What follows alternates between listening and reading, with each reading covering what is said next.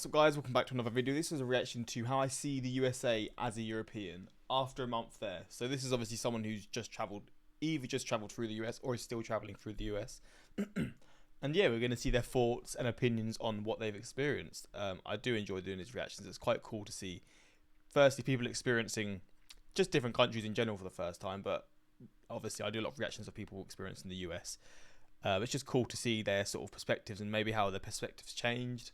Maybe they had negative views beforehand, and then a trip or a semester there, say you're there for like college or something, changes your view. And it's just pretty cool to see. But we're going to check this out to see what she has to say. Also, I know this guy. He's a US YouTuber who like vlogs going to different countries. I can't remember his name, but I've watched him before. So I guess they're going to be traveling together, but let's jump into this reaction. I've just spent the last month crossing the United States, and as a French person, I have to say that I have a lot of thoughts. So the US is such a fascinating place to me, and it feels like a lot of people have strong opinions of the country. Like, some people really love it, some people absolutely hate it, and I want to give you my unique perspective as someone who once lived in the US but has chosen to leave it for Europe. But first, I want to tell you about a few thoughts Oh, so she's lived in the US then? have about the US after this 1 month journey. So during my trip, I crossed the US from east to west, going from New York to San Francisco by train. And this took around 4 days. So my first impression is that the US is such a massive country. Like France, where I'm from, in comparison, is roughly the size of Texas. And you know, even though I feel like I know the US pretty well since I used to live there for a few years, my partner of 8 years is from Chicago, and I've personally been to around 15 states. However, the country is just so big that I feel like I have so much more to discover. And I do feel that life in the US can be very different depending on where you live. Obviously, living in a big city like New York is not the same as, for example, living in rural Texas, where I've also been.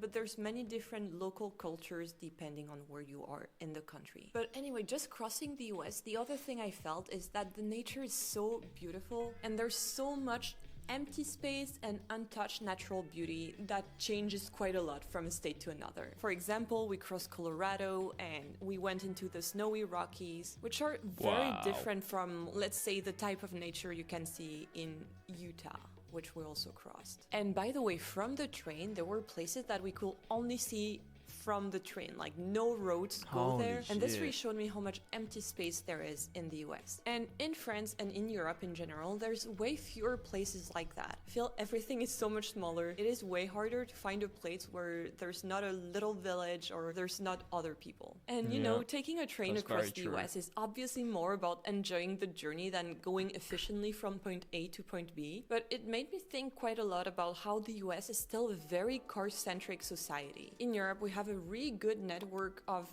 bullet trains and trains that go pretty much. See that again. Spain doesn't seem to have as many trains. In Europe, we have a really good network of. There's a lot fewer. I guess it's still quite a lot though overall. The UK's got a lot. It's just our trains are stupidly expensive. But yeah, throughout Europe, you can genuinely travel like throughout all these countries, and it'll cost barely anything. I guess the UK is connected through the Eurotunnel, which is obviously quite useful. Bullet trains and trains that expensive, go pretty though. much everywhere. And obviously this comes with the size of the countries. France is pretty tiny if you compare it to the US. But I feel our network of trains and public transport is really good, and you don't need a car as much. And just to give you an idea, my boyfriend Bobby, who is from Chicago, he got his license when he was 16 and he started driving at 14. Well, on my side, you can start driving at 16 and then get your license when you're 18 in France. I actually only got my license a few years ago because I live in a big city, I don't need to use a car, and I just didn't feel the need because I have a bike and I have public transport. And I do feel that some places in the US are just meant for cars. Like, if you walk there, people will look at you and think you're a bit crazy. Like, for example, when I went to Buc-ee's in Texas, I didn't have a car and I had to sit on the ground in the parking lot to eat my food because there was no other space for me to sit. And you know, you're probably wondering what I was expecting because Buc-ee's Buc-ee's is a gas station, but I do feel that even in gas stations in Europe, you do have more places where you can sit. You don't have to eat in your car. Recently, cars have gotten even bigger. Even in New York City, it feels like everyone has one of those massive trucks or SUVs. And for me, as someone who likes to bike or walk, it feels a tiny... This sort of car would look absolutely monstrous in like the UK. It would dwarf everything. Massive trucks or SUVs. And for me, as someone who likes to bike or walk, it feels a tiny bit less safe because I feel that these are so big that if they hit me, I will die on the spot. At the moment, I'm currently pretty excited about cars because we got to test a self-driving car when we were in SF. So as you can see, there was absolutely no driver. It was just us and the car. And I can tell you that it was a bit freaky at first, but it was also so fun getting to try an absolutely new thing. And that's overall something I really love about the US is this openness people have to new ideas and innovation. Like you can rebuild your own life how you want it here. And I feel in France there's more a set way to do things. And I've personally loved this influence in my life of, you know, following your own path and trying new things because it's what pushed me to quit investment banking, which was the career path I studied all my life for, and instead to do what I'm doing now, which makes me so much happier. And you know, maybe one of the reasons why things are like that is because the US is such a diverse country that's built on immigration. If you take the example of Bobby's family, they all came to the US many years ago, 200 plus years ago, because they were looking for a better life for themselves. Whereas my family, on the Spanish side, my dad is Spanish, has lived in the same village for at least 10 centuries, and only the younger generation started to move out. And you know, Europe as a continent is obviously very diverse. There's many literal countries that are next to each other. So a lot of people don't think too much about the US being diverse because people speak the same language and live in the same country as compared to Europe, where I can take a 2-hour train and be in a fully different country with a different language and a different currency. Or you could be in a country where there is just multiple languages like Switzerland. I swear there's like 4 national languages there. In the US, there's actually many communities from all over the world. And one thing that surprised me at first is how important heritage is. Like, people will tell you I'm half German, I'm Italian, when they mean obviously one of their grandparents came from one of these countries. And one thing that actually shocked me is that people will actually ask you directly about your ethnicity. Like, people will ask you, what is your ethnicity? In France, this is such a big no-no. Ethnic statistics actually were forbidden after World War II. So you can't just ask people their ethnicity, for example, at a job interview or for anything that's official. And the first time I was asked about my ethnicity, it actually made me feel super bad. I was like, why do you want to know? Why does it matter? Because it has been ingrained in my mind that it's just another tool for discriminating against people. There's way more to this topic, but this is supposed to be a light and fun video, so we won't get too deep into that. To keep it light though, one thing I do... I mean, no one would ask me because I feel like anyone could just tell that I'm just a boring... somewhere in the UK, you know? Pale skin, blonde hair. It's pretty obvious where I'm going to be from, right? About the US is that people are so nice. It is so easy to talk to people. In the train, we were seated next to complete strangers, and it was just so fun to talk to them. We had great conversations, and that has been my overall experience in the US, from random strangers complimenting me randomly to cashiers making small talk, or even my all-time favorite, which is older ladies calling me honey or sweetie. I really love it. And obviously this is more true outside of New York City. Like, for example, when I was in Texas to film my Buc-ee's video, everyone was so nice. I had the best small talk there. But at first, when I moved to the US, I didn't really master the art of small talk because it's not really a thing in France. And I feel there's a way of making small talk that's just not talking about the weather, but also keeping things light as well. But before I tell you my favorite thing about the US, I want to tell you about today's sponsor, Vasco. The Vasco translator... She secured the bag. Get that money, baby. Get that money. The US is how festive it is as a country. Like, there's always something going on. We started our trip around the Halloween period in New York City, and the decor was so cool. All the houses had this very spooky fall decor. People dressed up on the day off, little kids were trick-or-treating, and that's something I've personally took from the US culture and added in my everyday life. France is not as festive as the US. We do celebrate holidays, but it's a bit less intense. It's maybe more seen as a religious thing. So now I'm pretty much celebrating everything. I'm doing Halloween, Thanksgiving, Christmas obviously, was already doing it, Valentine's Day, Easter, 4th of July, you name it, I'm gonna celebrate it. And I've also seen this festive atmosphere in sports. Over the years, I've become a bit of an NFL. Wait, is she at the Tottenham Stadium here? Over the years, Yeah, she is. I've become London. a bit of an NFL fan, and a lot of people have commented about my Chicago Bears mug, and I know it's a tough team to support because they do tend to lose a lot, but it has been so fun. Like, I feel sports in the US is way more inclusive and family friendly, where I do feel For sure. sometimes in Europe, and of course Hey, look, I love European football, right? I would never change it, but she's definitely right in terms of a family sort of affair.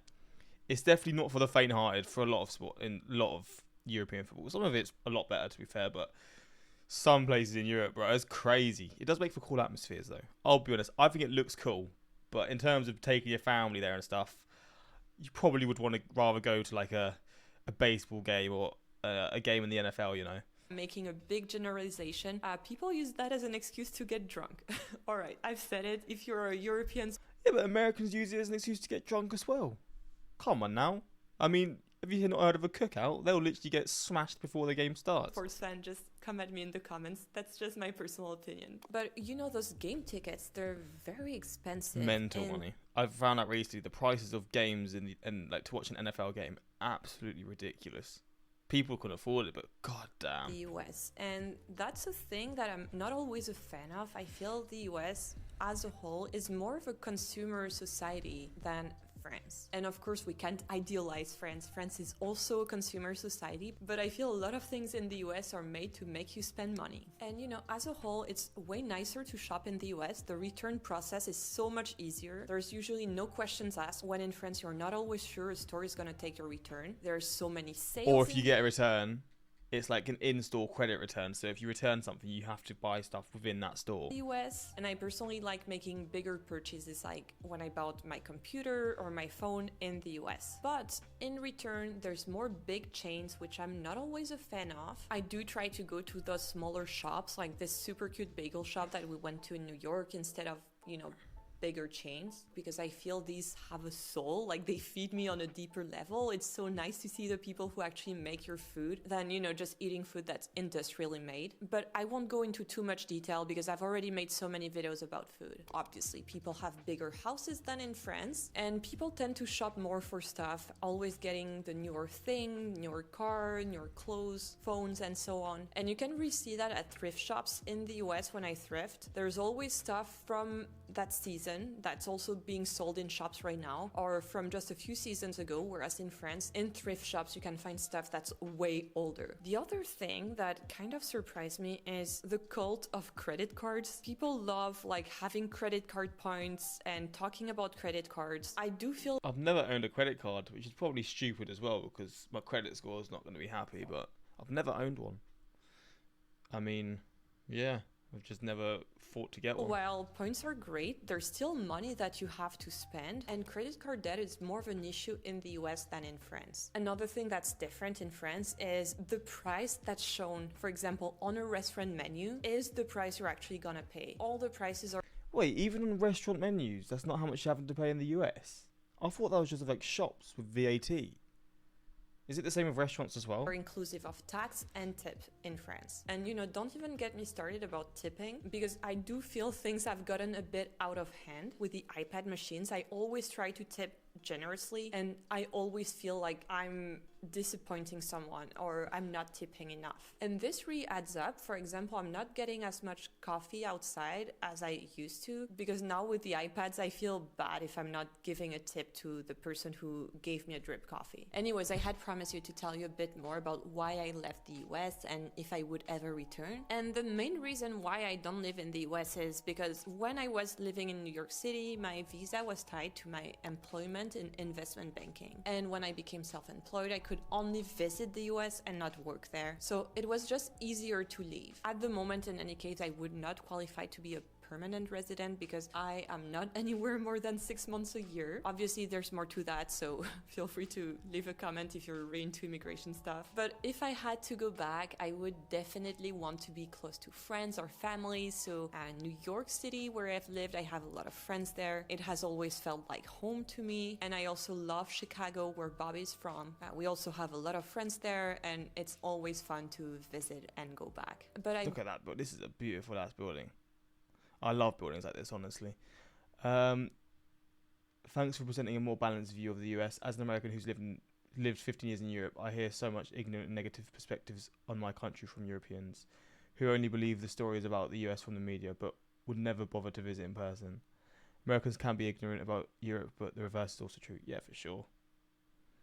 I'm American, and the tipping culture here is out of control. It's ridiculous. I mean, I can't relate, but it's slowly sort of getting over to the UK. So I assume with that, it means the US is just going crazy with that sort of stuff. But yeah, that's pretty much it. Let me know your thoughts on this. And yeah, until next time, like, subscribe.